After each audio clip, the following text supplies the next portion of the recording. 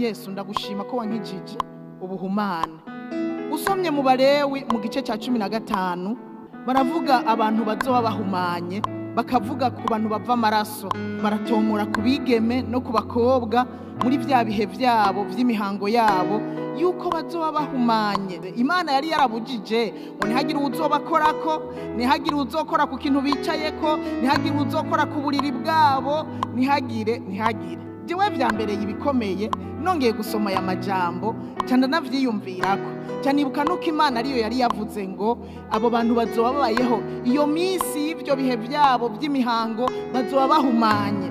Nangura kwiyumvira aba bakenyezi bo muri kiriya gihe cy'isezerano rya kera ukuntu bagowe, ariko si bo bonyene bagowe, nagiye gusanga n'abagabo nabo nyene baragowe kuko iyo misi y'ubuhumane bwabo Imana yari yavuze ko bazoba bahumanye ntawabegera, ngo ntawakora no ku buriri baryamako.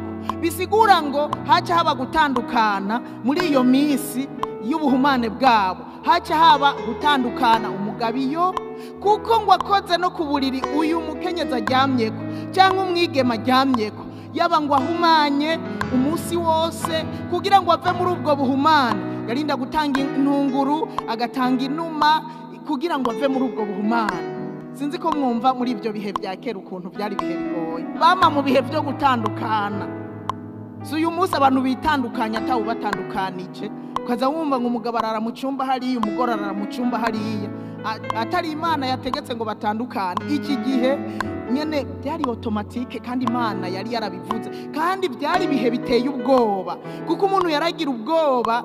Kandi n'uyu muntu n'aba bamama nimwiyumvire, twebwe abamama reka barimwe mu vyiyumvira ko uyu mugoroba nta wasubira kukwegera kuko nta wakora ku kintu ukoze.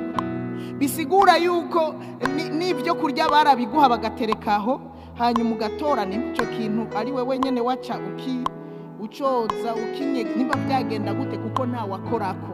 Numvise mfise ishimwe rinini ya cyane, nsanga nta wundi muntu yari kunkiza ubuhumane atari Yesu. Nsanga nta wundi muntu yari kudukiza ubuhumane atari Yesu. Haleluya. Nta wundi.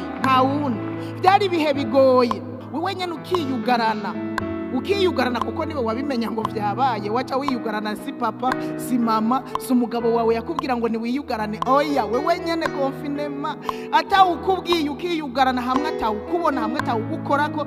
Ibi bihe sinzi ko muvyumva. Je vyanteye ishimwe rinini ya cyane rivyibushe, ishimwe rinini. Numvise iki kintu cyakoretse jewe ntaranabaho, Yesu akabidukiza jewe ntaranabaho, dushikira mu bihe by'umwidegemvyo. Haleluya.